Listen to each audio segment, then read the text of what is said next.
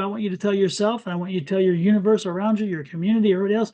It's like, no, no, no, we're not doing that. I will make something happen. Welcome to Cards and Constellations with Bonnie Morris and Don Rumor Rivera from Sonoran Mystic Tarot. Here, we blend astrology and tarot to guide you through the twists and turns for the week ahead.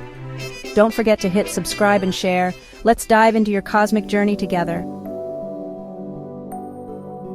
Okay, before we get to the astrology and tarot, let's take a look at the moon for the week of September 15th through the 21st.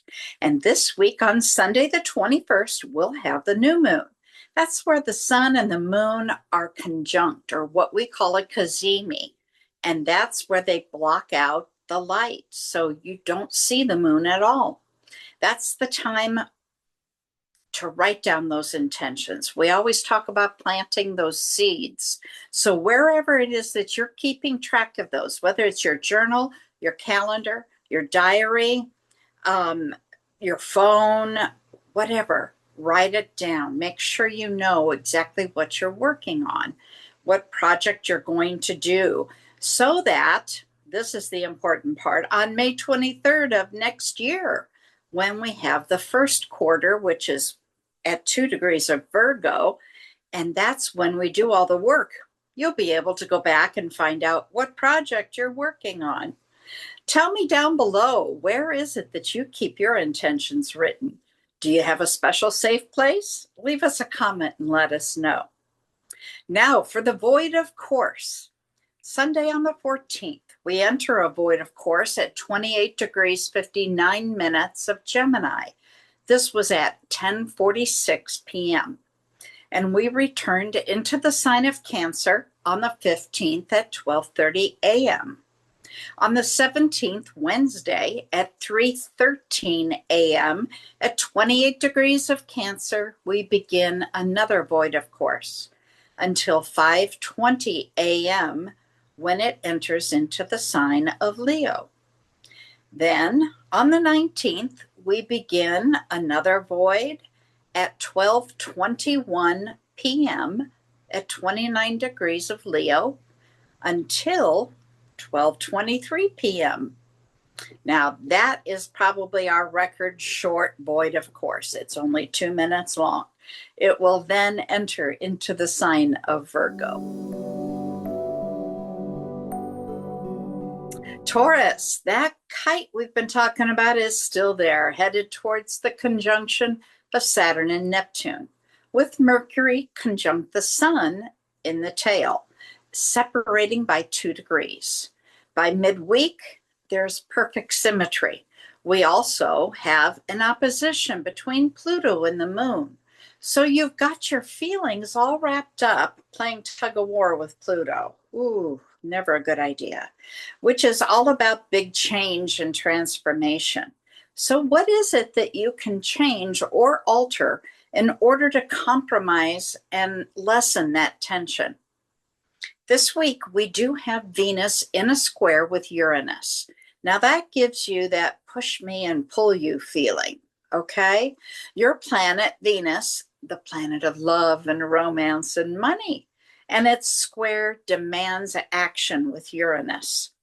That's the planet for Aquarius, and that's all about independence, yet wanting to be close. It's that push me, pull you. Through this, you may find that you'll have unique ways of expressing affection that are highly creative, even though the emotional rhythms may be unpredictable. And on the weekend of the 21st is when we have the new moon, when the sun is conjunct the moon. They are in a cazimi. You may find yourself this week craving stability. However, life is throwing curveballs. You may have some change going on at work, and that could require flexibility. New opportunities can quietly open that process. Be careful with money this week, but there is a chance to build towards a stronger foundation if you stay practical. By the weekend, you'll be leaning into simple pleasures, comfort food, music, time in nature to help restore your balance and your peace of mind. Dawn, what do you have for Taurus? Let's get to it. This is your tarot reading for the week. So, what does Spirit in the universe have to say, Taurus, in reference to what lies ahead for you? First thing out, Taurus is an Eight of Swords. I don't like that energy at all for you, and it concerns me very much. When you get the Eight of Swords energy, it tells me you feel stuck. You're in a holding pattern. You're not able to move forward. You're not able to move back. You're not able to move sideways. You just don't know which way to go. So when you start this week, understand that if that is your energy, what I'm going to ask you to do, and we're going to read some more cards, we'll get deeper into this, but from the beginning, from the very beginning, I want you to fight that. I want you to not allow that to be your energy. Even when it's coming at you, I want you to tell yourself, and I want you to tell your universe around you, your community, everybody else, is like, no, no, no, we're not doing that. No matter what, I'm going to I'm going to have movement. I will make something happen. It amazes me when I see these kind of readings and when I talk to people, sometimes they get paralysis by analysis, right? They overanalyze so much. And this sometimes is this card, right? Because you're just so much wondering about, if I did this, well, then this may happen. If I did this, it may happen, and this may happen. And as you are analyzing everything, nothing happens. Zero. And sometimes most of the time, having something happened is better than nothing happening, because when you have momentum, you can easily, or much easier, I guess is a better way in my English tarot, right? Much easier navigate a change than having to create the inertia to get started. So do not become stopped, do not become paused, do not become paralyzed because of the analysis on which way to go and what to do and whatever. Avoid this energy completely. So when the week starts off, if you're like, oh no, I'm kind of confused, whatever, it's like, no, I'm just going to pick something and go. When you have that happened, most of the time, the best way to do it is use an objective standard. Okay. An objective standard means you're using just basic criteria, nothing personalized, nothing about feelings or emotions. It's all about data and about what seems the most logical, and then move forward. Okay. Now, the next card out, Eight of Wands, and that's 2 8. So if I were you, I would also look up the angel number 88 when you're done here. And when you're seeing the 8, you're looking at the infinity sign. Remember, the 8 is an infinity. So when you start to draw an 8, it just continues and continues. And that's a wonderful sign. And I have 2 8s. So, but to be honest with you, it's amazing that this is a frustrating draw, but I think it's headed to something really good. And that's what I was telling you about the paralysis. There's a lot to be done. So don't just stop and stare. Don't just stop and analyze. Just get started and do something. Pick one of the many things to do and just start doing it. And then if you're off on the wrong path and you're like, oops, I should have done this first, then stop that and go to that. But if you are stopped, if you are paused and are not moving forward, then it's much more difficult to go on. So this is saying, hey, there's a lot to do. When we feel, again, paralyzed because of analysis, that's not proper English, but I'm just playing with it. Anyway, the point is when the paralysis sets in, don't let it set in. You have something, pick one of the many things you have to get accomplished and start working. If you are on the right track, you'll know it and you'll keep moving. If not, then you navigate to another one and you just do what you need to do. I love this because this is a planning card, and it's a planning of the wands. So it's fascinating because remember the paralysis by analysis that I mentioned? That's it. What have you been planning on? What has held you back? What have you been planning to do? I was thinking about this and I'm fixing to do this and I'm gonna do this. Whatever it is, it's that morning. It's like, you know what I'm talking about already. You know what you've been thinking about doing. Oh, I've been thinking about writing a book. I've been thinking about changing jobs. I've been thinking about starting a new business.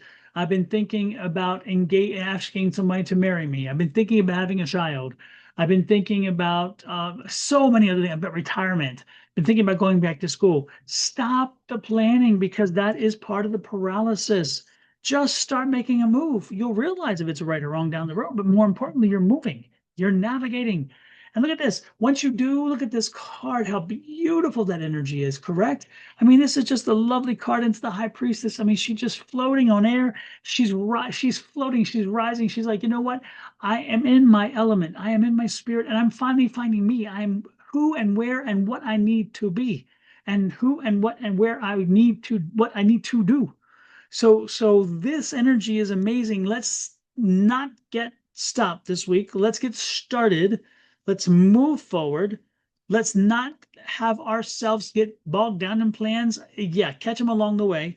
And most importantly, as you do, go free and fly free, using objective standards when you have to on the fly. And ultimately, you're going to feel relieved. And look at this 10 of Swords. 8 of Swords, paralysis by the beginning of the week. 10 of Swords is like you put it all to bed. You kind of moved it on and you moved forward. I'm loving this. You moved forward. And as you move forward, you got rid of all those worries, all those concerns, because they didn't hold water. You see, again, it was because of the analysis and the paralysis that it put you in a situation where, again, you felt like you couldn't. But now you realize I can. And all that was not for naught. All that worry, all that concern for naught. All right.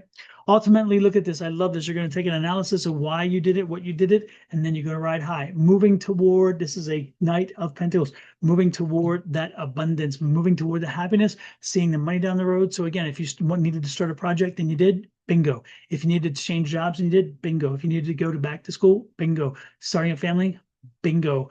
I'm being bingo all night. This is great. B-I-N-G-O. That's what I got for you. This is amazing. Let me know how this works in your world. Share with me, what is it that has you paralyzed? What is it that we need to work together? I'll help you through it. Reach out to me, send me, and I'll work with you on this, okay? Additionally, let me know how this resonates with you. Just leave a comment. I promise I will respond. I always do. With that said, I'm going to let you go, though. Hit that like, share, subscribe, and follow buttons. If you are on my YouTube channel, which is Sonoran Mystic Tarot, look to the right-hand corner, and in the lower right-hand corner, you will see a subscribe button. Click the button, and when you do, you subscribe to my channel, and I would appreciate it. You can also share it out, help me grow my channel. And if you're on my channel, go over to Your Love Goddess, which is Ms. Bonnie's channel. Do the same thing over there.